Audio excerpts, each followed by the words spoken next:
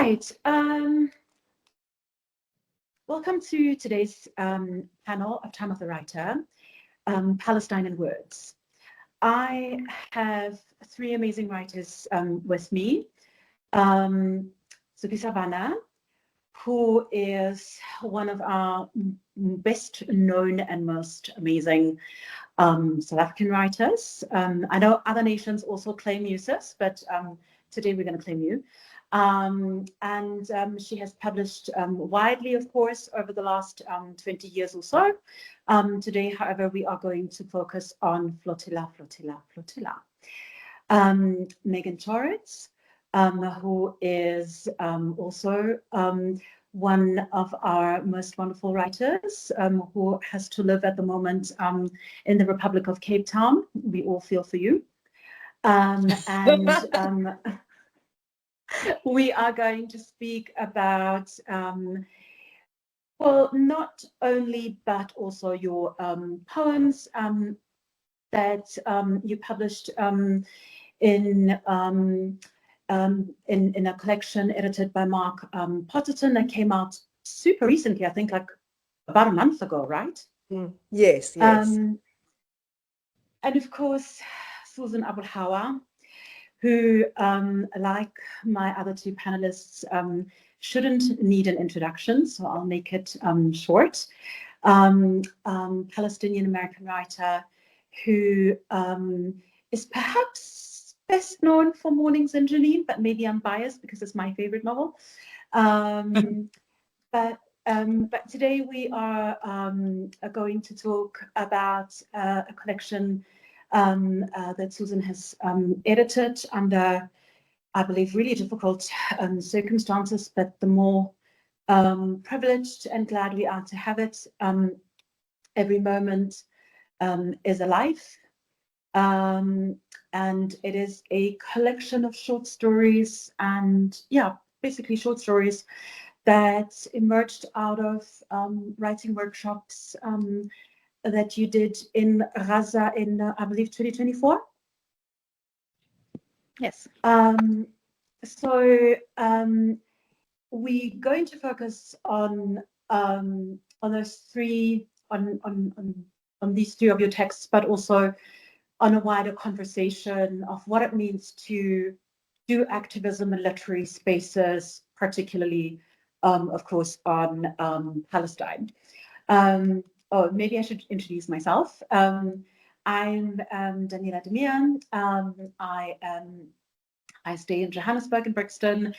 I'm a literary scholar and an avid reader of books. That's what I do right now.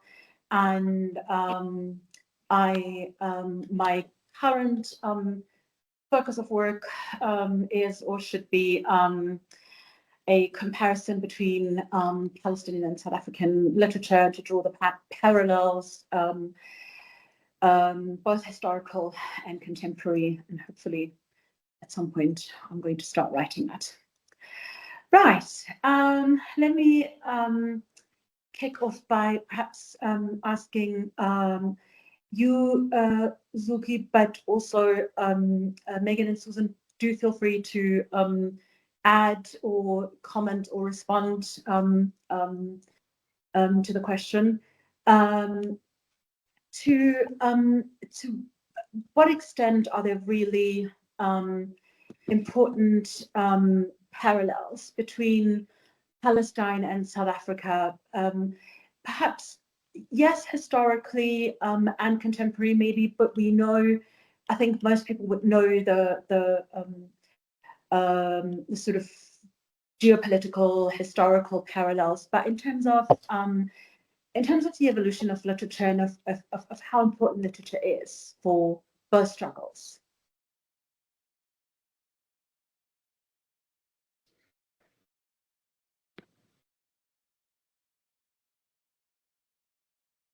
Is that who's the question? Who's the question? I wanted to ask Suzuki first.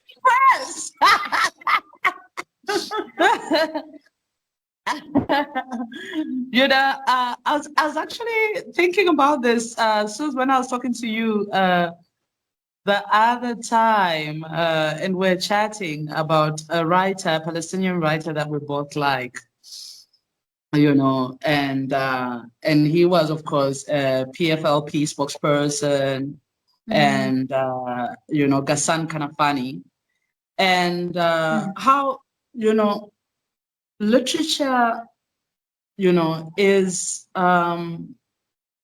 and that's a lot with also our a lot of our literature in South Africa is that it's we're witnesses to the moment, as I think James Baldwin has constantly told us, and he gives us insights. Kanafani gave insights of how the relationship of Palestine to the world, in the same way that I think we got from quite a lot of literature from South Africa, whether it was, Zakes Udao, Miriam Tladi, or, any writer you can think of. During the struggle times, but even up until now, because I still really do believe that we're still going through the struggle times, and we do have parallels. One of my conversations that I mentioned with Palestinians, Susan Haida, who you and I both know, and I think Megan and Danyela, you know him as well. Yes. They constantly say they don't want to have the South African freedom because all we got was like a remix of an anthem, and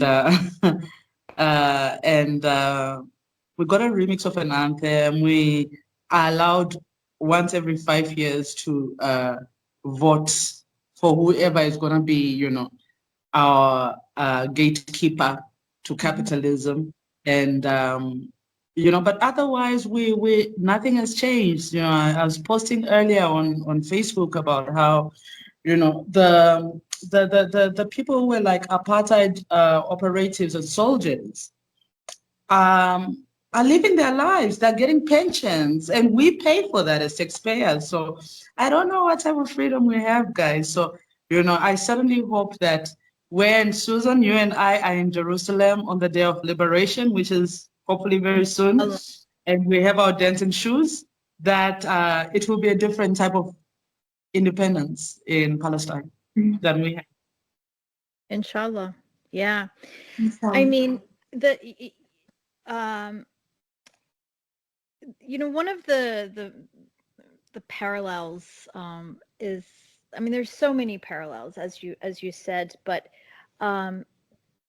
apartheid and Israel were both established at the same year, 1948.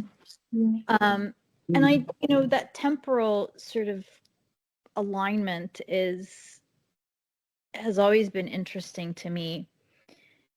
From a literary standpoint, the books that came out of South Africa were instrumental in really sort of creating a human terrain where the rest of the world could meet South Africans and could understand the nature of apartheid beyond the headlines and so forth.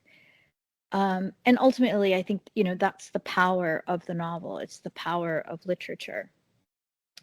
I completely agree with Zukiswa that, the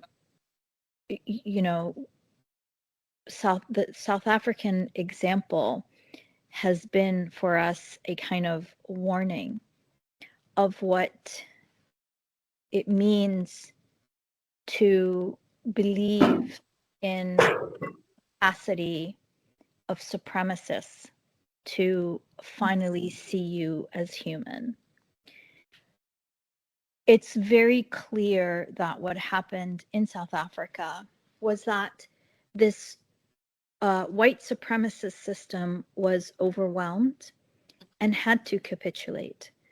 But they did so in a way that designed a new system that simply replicated itself.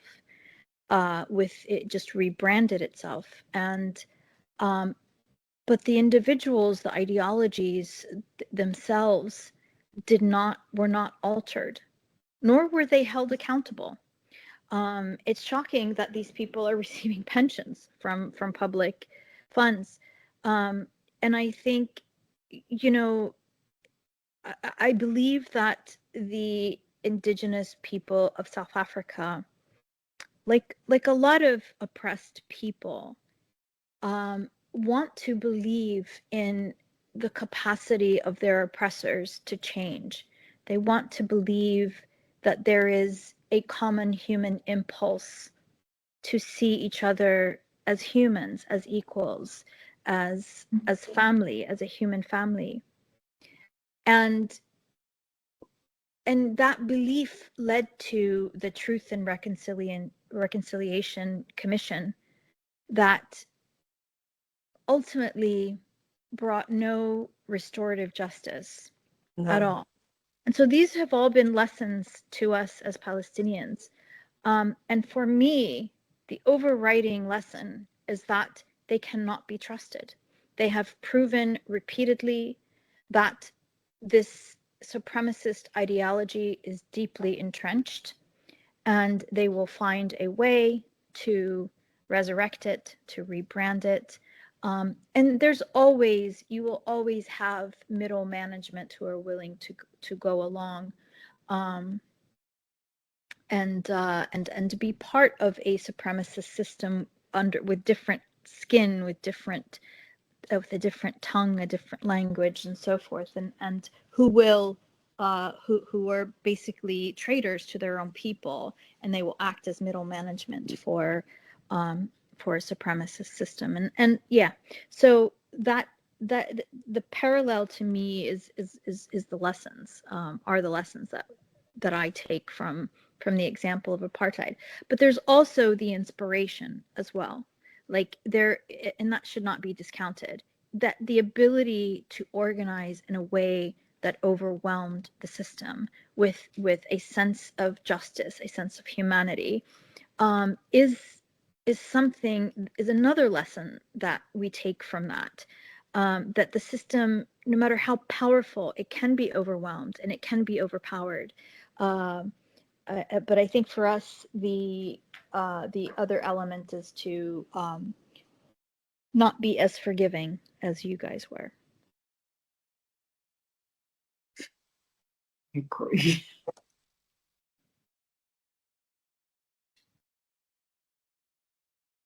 Mega, any? I agree.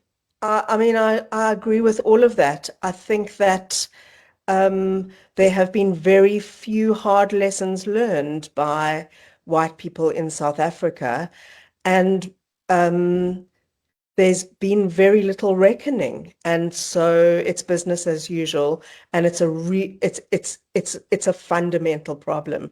And I think one of the real challenges with something like the illegal state of Israel is that the numbers are different.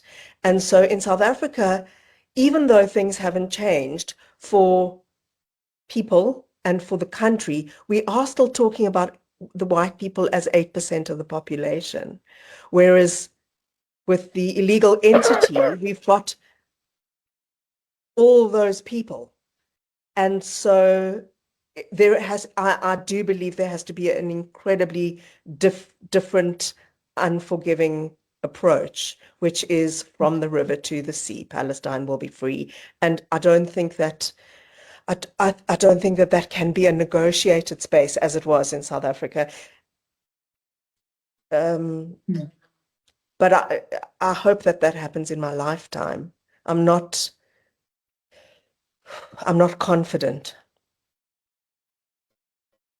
If I can just add too that a lot of the white South Africans who felt a nostalgia for the days of apartheid have all moved to Palestine, where they are acting out their nostalgia and their fantasies by killing us and destroying us. Indeed.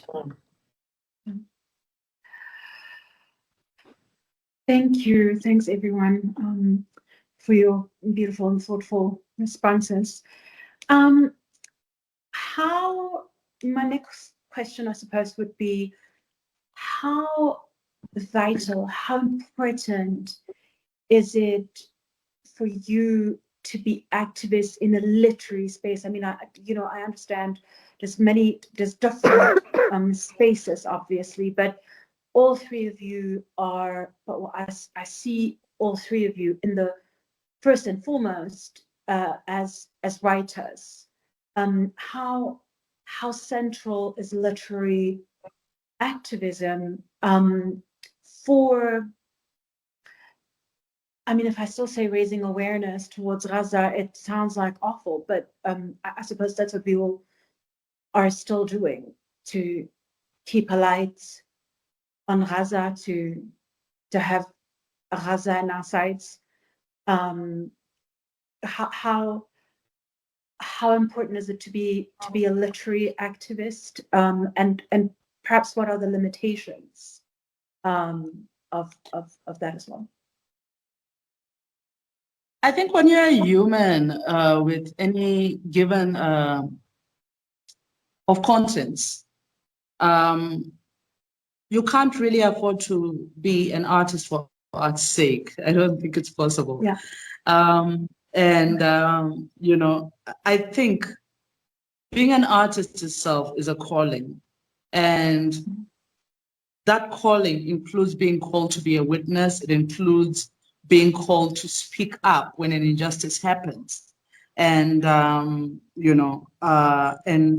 we are damned by our silence. I always think that when people say they're apolitical, it's because they have the luxury. We don't have the luxury to be apolitical because we feel and we love. I don't like the term literary activist. I mean, and I also feel like the kind of borders that people place between different parts of our identities are also not real. I'm a writer, but like Zukiswa said, any person of conscience should be in this arena using whatever tools they have, whether they're writers or accountants or whatever they are. This is a human response. It is a moral response. So it's not like, I don't even want to call it activism, because then that puts you in a whole nother category that seems outside of what should happen normally, what every single human being, regardless of who they are, should be engaged in. This is a matter not just for artists, but artists have a special responsibility too. To be politically engaged, because real art is always political, in my view. Art is not a luxury, it's not entertainment, it is moral sustenance, it is spiritual sustenance. And if you are an artist of any sort, and you are quiet in this horrific moment of the first live stream genocide in human history, where the whole world gets to see what genocide actually looks like up close, if you are quiet, I'm not sure you get to be called an artist. You're a clown. You're an entertainment. You're something else, but you're not an artist, in my view. And so I think I don't want to use the term writer activist or artist activist and so forth, because the term artist or writer itself should encompass actions, moral actions, and moral outrage in the face of this endless carnage that we're all witnessing. This mind-blowing, really mind-numbing, endless, constant march toward more and more and more war, the decimation of entire societies, and not just human societies, but non-human societies, the poisoning and burning of our planet. I mean, this is all happening for all of us to see and touch and understand. And the fact that people remain quiet and silent is something I really do not understand. Yeah. So let me start. So as I said before we started filming, this has been an especially outrageous day for me. So I'm sorry if I go on a soapbox, but as you know, Israel today just brought down an entire apartment complex on top of everybody, the families that were sleeping inside, and it's just endless. I mean, how long do we keep watching this? Let me stop. Sorry. Thanks, Susan. I want to tell just a really strange personal story that kind of puts the whole notion of activist as a label that other people call us. For many, many years, I've had the opportunity to talk about what the illegal entity was doing, what the state of Israel was doing. And this is pre this incarnation of this 2.5 years of genocide. And no one ever took me seriously.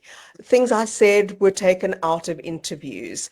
References I made were completely glossed over. So I was the writer or the creative, and the notion that I could have these political feelings or these activist concerns was somehow glossed over. It wasn't taken seriously up until now.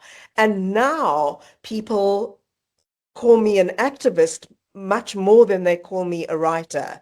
It's almost like they get to decide what that looks like. And that's quite an interesting space. You know, I'm the activist who won't get employed by the theatres because I'm too radical. And I'm the activist who can't possibly go to the Jewish Literary Festival because I'm because I'm not Zionist enough, and because I'm too extreme or too outspoken, or my political beliefs are too contentious.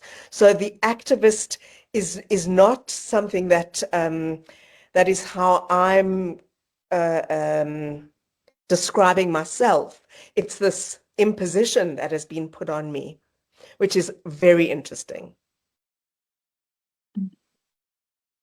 Thanks.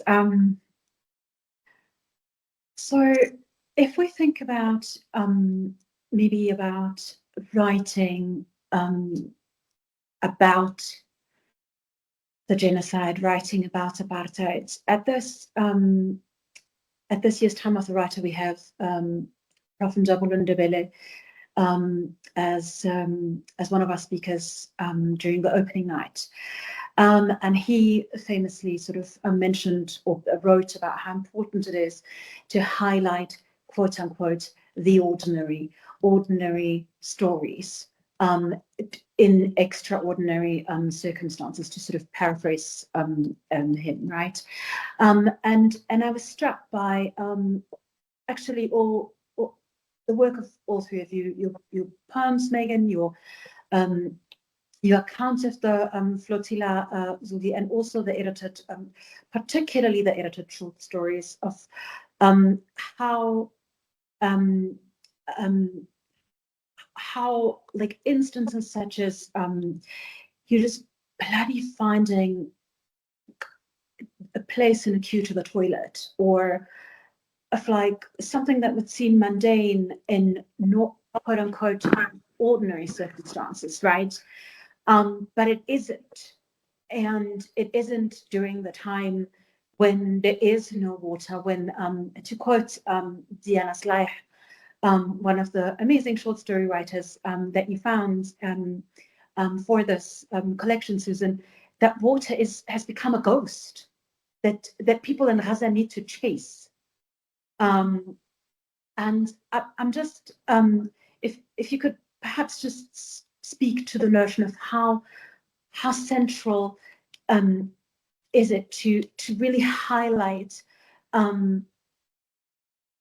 the daily existence, the daily life, the daily struggles during such inhumane and horrific conditions that people in Gaza have to undergo, but also, people in here now in South Africa that are that are marginalized, and that it's not to compare in terms of,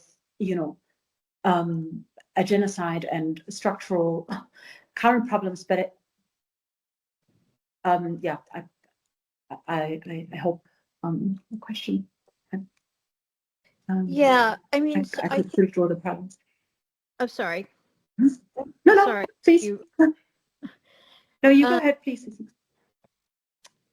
so when we first started the writing workshops, and I asked them to write their stories, nearly all of them really kind of just told this very big story, and all the stories were mostly exactly alike, because all of them had been bombed, all of them had been displaced, all of them had to seek shelter in any, like, the school classrooms or the tents or the streets. All of them had family members or friends who'd been killed. All of them had lost access to basic dignities like a private toilet or running water, shelter, and all of them were terrorized by the bombs that were still falling. So they all kind of told the same story. And the task in the writing workshops, and what we worked on really for all of them, was how to make the story smaller, was how to find a moment from which you just, and to just give sensory details, give your thoughts and your sensory, because the reader will then understand the context without you explicitly saying we were bombed and so forth.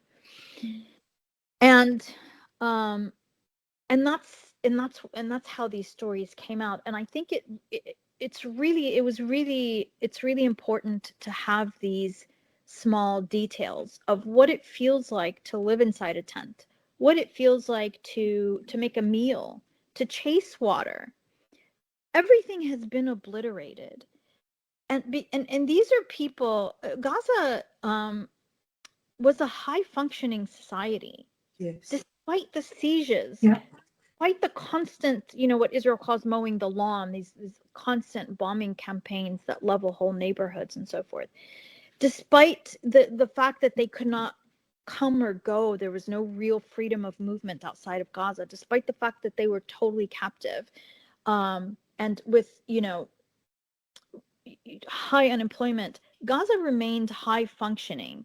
People, people still got university degrees. It's one of the places with the highest concentration of PhDs in the Middle East. The literacy rate was, some 99% or something like that. And so they built something from nothing, and it was amazing. And actually, in the past maybe 10 years, it like kind of, they created this like sort of self-contained local economy, that was bolstered by digital work, because that was the only way they could travel, right? That's the only way they could work abroad, was to work digitally. So you have this whole community of computer science and technology folks. It was a burgeoning sector, and it helped feed the economy. So they built something incredible despite all odds. And then in a day, in a moment, not only is it all gone, and your entire life, your home, the place of the walls that held all your life, your memories, your fights, your arguments, your joys, these places are no more. Your family photographs are no more. Your parents or grandparents and ancestors' cemeteries are no more. Your dreams are reduced. The things you thought you were going to do with your life, your ambitions, are reduced to chasing water, trying to figure out where to go to the bathroom, how to get food for your child. So it's overwhelming when you think of it, to simply have glimpsed it. I saw it, I want to say up close, but I was still living in a building. I wasn't living in a tent. when I went to Gaza. But I brushed up against it enough that it overwhelms me still when I think about it. And it was enough to really just scramble my life, to scramble like to everything. And then to continually see it from afar, it is, and I've said this before, there really is no language to truly capture what it really means, what it smells like, what it looks like, what it sounds like, to exist in a place that has been literally obliterated, to have taken something that is a place that with over 5,000 years of recorded history. Literally, Gaza has this history at the crossroads of trade of 3 continents. To take this place and now in an instant it's gone, and you the heirs of this magnificent glorious history, you are literally, you cannot bathe, you smell, you don't know how to feed your children, you know, it's, I want people to really think about it. And I thought that, you know, like everybody who was scrambling, trying to figure out what to do, what can I do, what I was, you know, I was in the same boat. And I, you know, I feel fortunate to have been able to go into Gaza and deliver what meager aid I was able to carry myself. But I realized when I was there that one thing I really can do, that not everyone can do, is to impart writing skills and communication skills so people in Gaza can tell their own story, because nobody knows these stories like they do, and they should be the ones to narrate this moment in history. We don't want people speaking for us or about us and recording this moment, except people who understand it and belong to that pain. And that was, I felt like that was one thing I could contribute. It was not a material, it was not material aid. It does not materially change their circumstance, but it is something at least for history and for the next generations. Yeah, guys, you just got, dear audience, you just got Susan's introduction to the book in a nutshell. So I really can only recommend that these stories are so powerful and amazing and beautifully written. I can only recommend for everyone to go and read the book, and in my experience, even better still, to listen to it on Audible. It is so beautifully narrated. And just to say that a lot of people have been asking where to get it. So, folks, if you just go to your bookstore and you order the book, they will order it from Simon & Schuster, because they're the ones who publish it in the US. So I think let's really just go out and Suze, what you said is very important, that, you know, you doing that workshop and allowing the Gazans themselves to be able to testify and speak to the moment and speak, you know, in I often think, like, all the time about that, you know, that Khaled Juma poem, or Rascal Children of Gaza, all the time when I think about that, because I was actually thinking about the same thing even when I was traveling, when we were on the flotilla, because I was saying I remember reflecting and saying, you know, so many people, I had lived with, like, these guys on the boat, and they were like family to me in 2 weeks. You know, every day we woke up and we cared for each other, and they could tell when I was feeling a bit down. I could tell when they were, you know, and so forth and so on. And so I started thinking to myself, you know, if this is how I felt about these people who'd been strangers to me prior, I couldn't possibly fathom how it might feel to be somebody in Gaza, constantly seeing the people that you love your neighbors, the children that you've told they're making noise or whatever it is, constantly like being barraged and killed and maimed and hurt, and like you see somebody and today they're smiling and the next thing maybe they get bombed and then their smile is even affected and stuff. And I just thought to myself, my God, and what kind of world are we, and what kind of leaders do we have that this continues happening and nobody has stopped it? What kind of world do we live in? It says so much about our humanity. It makes me question so much. Yeah.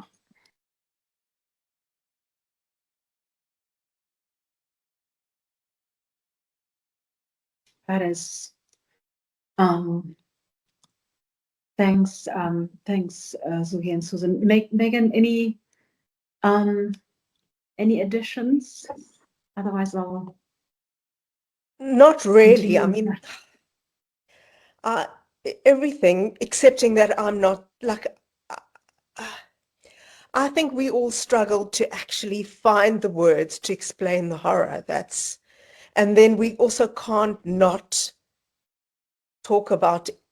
I find it difficult to talk about or write about anything else. It just doesn't make sense, and so that's the blessing and the curse.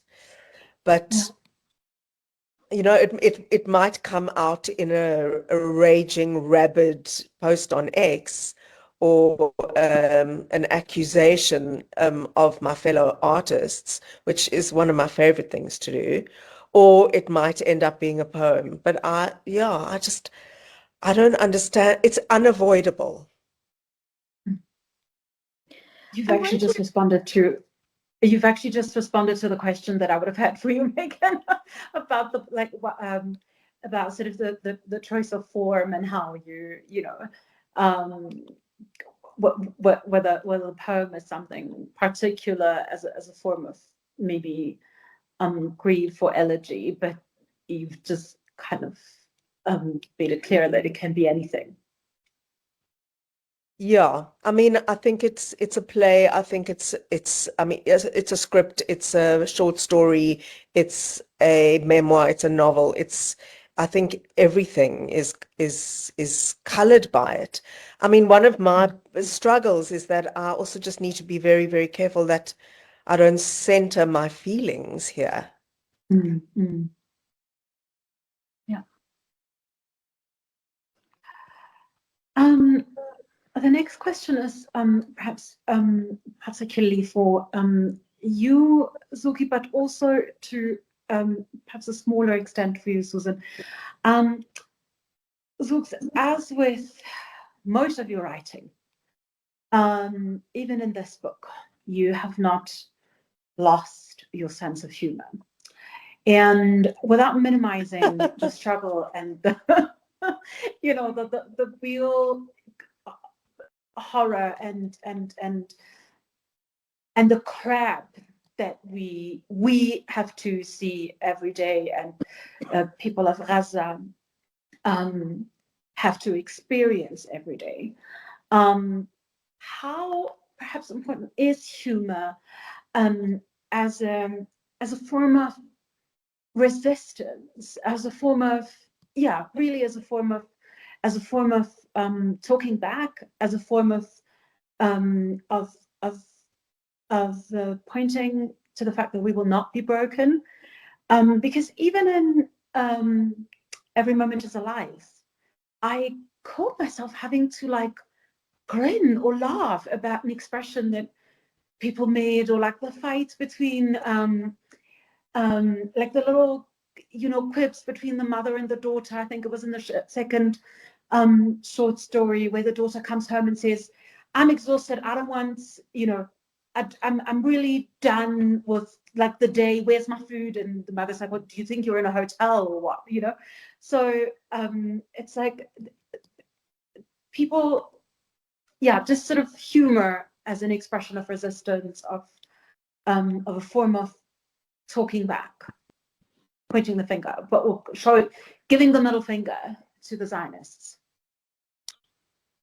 So Danyela, once I was on a plane coming from the Republic,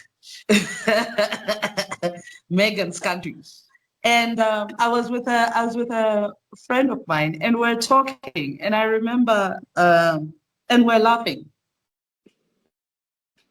Oppressors don't like joy; they are joy stealers, you know, and so I always think of, you know, humor and being joyful as the middle finger, the biggest middle finger that I can give to oppressors. I think of my joy. I know that they delight in us being depressed, in us, and there are, believe it or not, there are a lot of very depressing moments. They, in fact, if we actually think about it, it's really a depressing moment to be alive, but joy is a revolutionary act, you know. Laughter is a revolutionary act. You know, just it's beautiful, it's defiance. And so while I was on this plane, that's where I was starting from, is I remember somebody told us that we're talking too loudly. And yes, they were. And my response was, these are the voices that we had when we had land. You know. But you know, but you know, that shut them right up, you know. But I think that it's you know, we must normalize, like, you know, talking back and fighting back, and also laughing while we're at it, you know, because otherwise we will all die of depression. And I know the oppressors delight in our sadness, you know, those I call them the toenails of Satanyahu. So yeah, no. I will absolutely laugh. But I also think because we are from, and I know this about Palestinians as much as my own people, like across the continent, even at funerals, we laugh, you know. Yes, There are we do. moments where people will make fun of the deceased and stuff and everything. So yes, it's important. Yeah. You're absolutely right, Zukiswa. I mean, they, and it's one of the reasons that, you know, you find these Israeli soldiers constantly raiding Palestinian weddings. Yes. They don't, you know, and when our political prisoners are released, they actually, ahead of time, they forbid the families from any celebratory actions. They shut down our festivals, so it's any expressions of joy, of culture, of expressions of memory, really. They cannot bear it. They cannot bear for us to be anything more than a cheap labor force that is completely broken and subservient. In their imagination, that is the only role we are allowed to have. And anything beyond that, any sort of agency that we have, any joy is anathema to them, and it drives them crazy. And you know, Zukiswa touched on. You started to talk about your trip on the flotilla, and you've written a book about it. And I honestly, I would. I mean, I don't know if you know if this is one of your questions, but I think it's really interesting to me, and I think to maybe the audience, to hear like some of those moments on the boat, and because you know, I think it's the sensory details and understanding the commitment of the people who are risking their lives really to break the siege.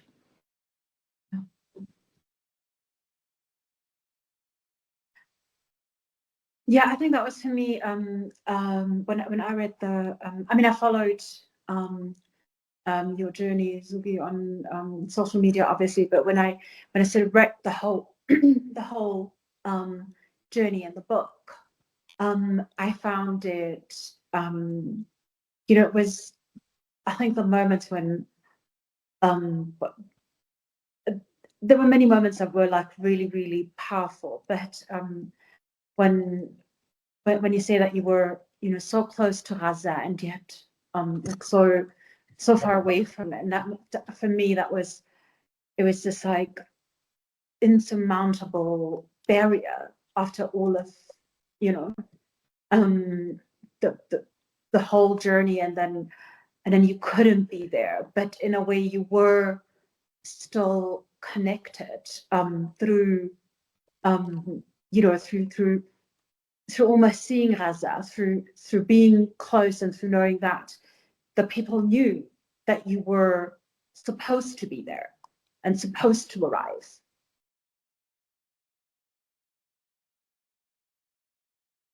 I think it's really powerful to have that sort of documented as a piece of archive, because hopefully in not so long from now, we will be looking at both the edited collection and your flotilla book and say, these kind of happened, it's different narratives, different perspectives, different shining lights on a moment, and I think it's really, really relevant that we have that we have both as books, and we can look back on it hopefully one day as a sort of distant historical documents.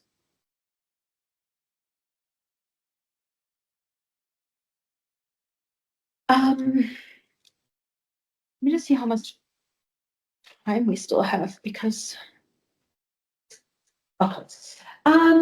maybe as a sort of last, or as a final kind of thought for all of us, I think we've through our conversation, it's become very clear that stories, books, reading, writing are very important. But in terms of perhaps forming a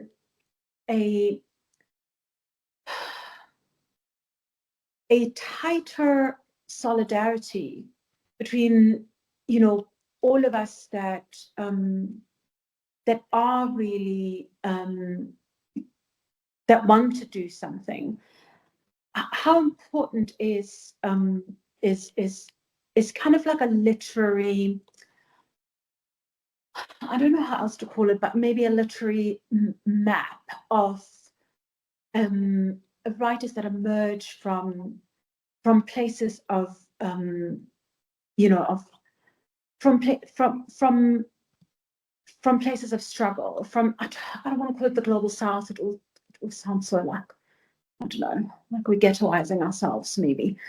How important is it for us to form, to have that archive, to kind of come together as readers and writers, and to really think about our stories side by side from whichever place it is, whether it's South Africa, Palestine, Kurdistan, and because I can maybe say as an Aramaic woman, I'm not I don't know a book or a short story or anything where I'm represented in my own language, except for like these weird biblical fragments like so I look it may sound really crazy, but I look at almost like with envy at even the most like at stories where I can see at least people that look similar to me, which is why I suppose I could really feel the characters in your novels, Susan, because we are siblings in a way, cousins at the very least. So yeah, sorry, I've gone around in circles, but yeah.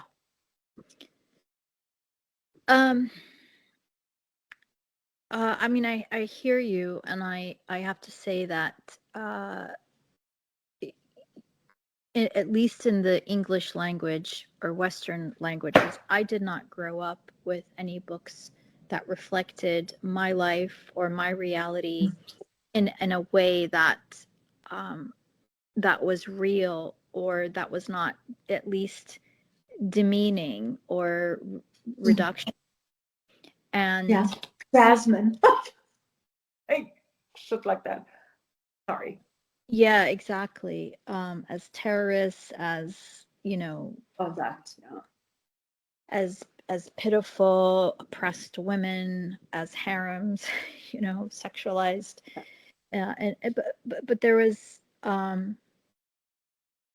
that body did not exist, and so when I wrote Mornings in Janine, there was a void, and I think that's why it became what it did. But there have been, you know, generations now of Palestinian writers who are telling our stories. And a lot of people look at this body of work and think that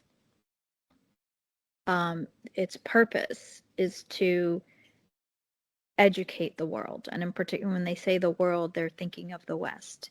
They think that we write to change their minds, or they think that our writing itself is activism. And that could not be further from the truth. We are storytellers. We write, I mean, for me, my most important audience are Palestinians themselves, and especially young people. Not just to see themselves reflected in the realities and their stories and their culture reflected in literature, but to have tangible memories that they can hold and read and resurrect in their imagination, to have tangible heritage that in stories. You know, every culture, the face of every culture, every society rather, is their culture. It's the music that they make, it's the stories they tell, it's the clothes they wear, it's the food they cook. And so as a storyteller, you know, that my greatest privilege is really to add to that body, to add to that national countenance, that social countenance of who we are.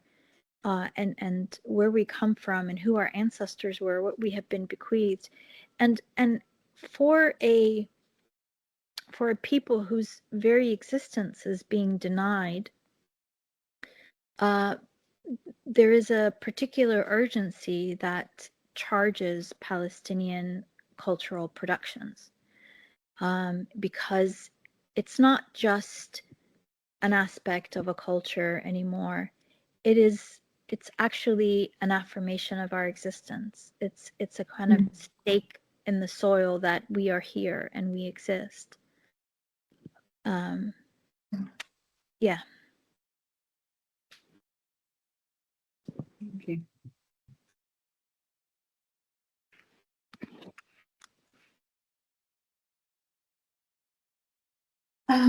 Yeah, I think for me, this is such a small thing, but I think it's so important. I've spoken to friends about it who are from Lebanon and Syria, and who've also read Mornings in Janine.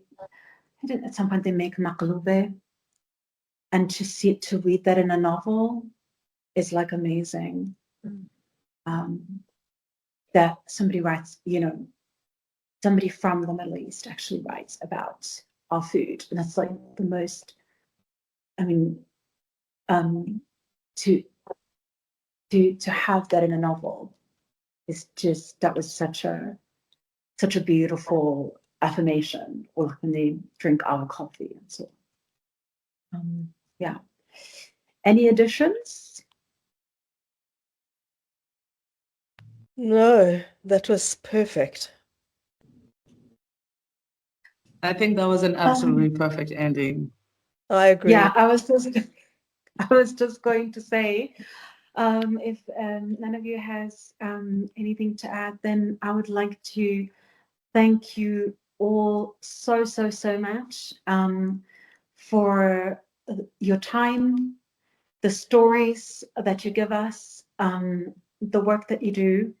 And of course, we, all of us, I believe I'm speaking for all of us, hold Palestine in our thoughts and in our prayers, and the wider Middle East as well. And we pray, we send all our love to Gaza.